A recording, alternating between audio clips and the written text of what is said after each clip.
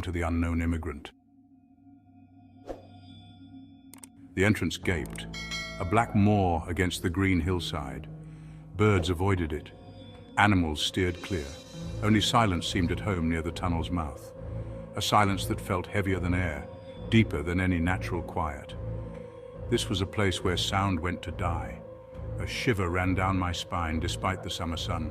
The air grew colder as I neared the tunnel, the air thick with the smell of damp earth and something else. Something ancient, something that whispered of forgotten times and things best left undisturbed. The tunnel's mouth was not entirely unadorned. It stood there, almost inviting yet foreboding, as if it held secrets from a time long forgotten. Crude carvings, weathered by time, covered the stone archway.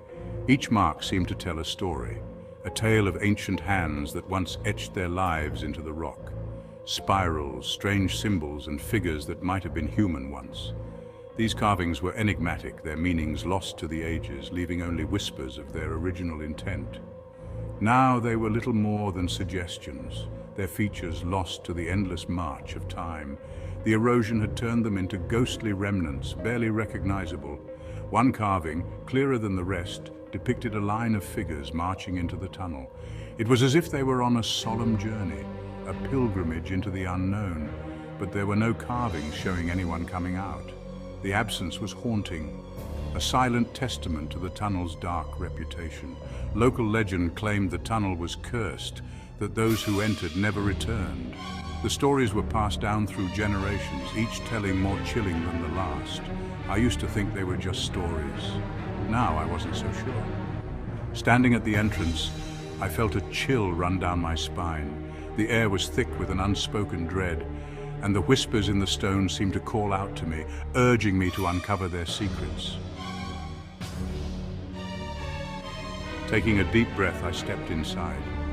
The sunlight at my back vanished, swallowed by the oppressive darkness. The air inside was heavy, stagnant, and surprisingly cold. My breath plumed before me, each exhale a tiny cloud in the oppressive gloom. A faint dripping echoed through the tunnel, the sounds seeming to come from everywhere and nowhere at once. The only light came from the entrance behind me, but it didn't reach far. The darkness ahead seemed to press in, a living presence that watched my every move. Section 4. The figure in the dark. I continued deeper, the darkness growing more absolute with each step. The air was thick, almost suffocating, and the only sound was the echo of my own footsteps. Each step seemed to take me further away from the world I knew, plunging me into an abyss of uncertainty. My hand brushed against the rough wall, the stone cold and damp against my skin. The texture was almost comforting, a reminder that something tangible still existed in this void. Then I heard it. A soft whisper, just at the edge of hearing, seeming to come from the darkness ahead. It was faint, almost like a breath, but unmistakably there. The whisper seemed to carry a message, though I couldn't decipher it. I froze, my heart pounding against my ribs. The sound was so unexpected, so out of place, that it sent a chill down my spine. I felt a surge of fear, but also a strange curiosity. I strained to hear, but the whisper was gone. Had I imagined it? The silence that followed was even more unsettling, as if the tunnel itself was holding its breath, waiting. Just then I saw it, a flicker of movement in the distance. It was quick, almost too quick to be real, but I knew I had seen something. A shadow shifting against the darkness. It was as if the darkness itself was alive, moving and watching. Something was down there, watching me. I could feel its gaze, cold and unyielding, piercing through the darkness.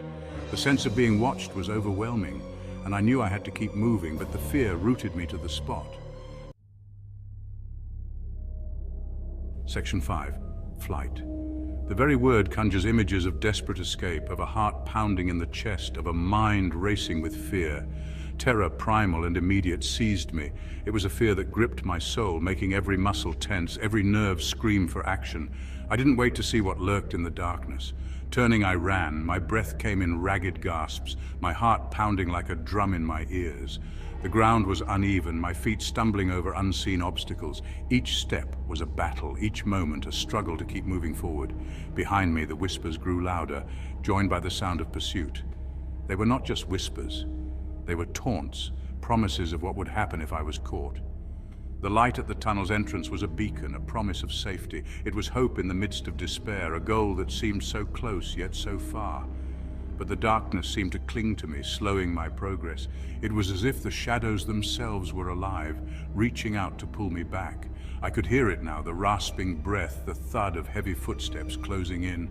Each sound was a reminder of the danger, a push to keep moving. Something wanted me to stay in the darkness.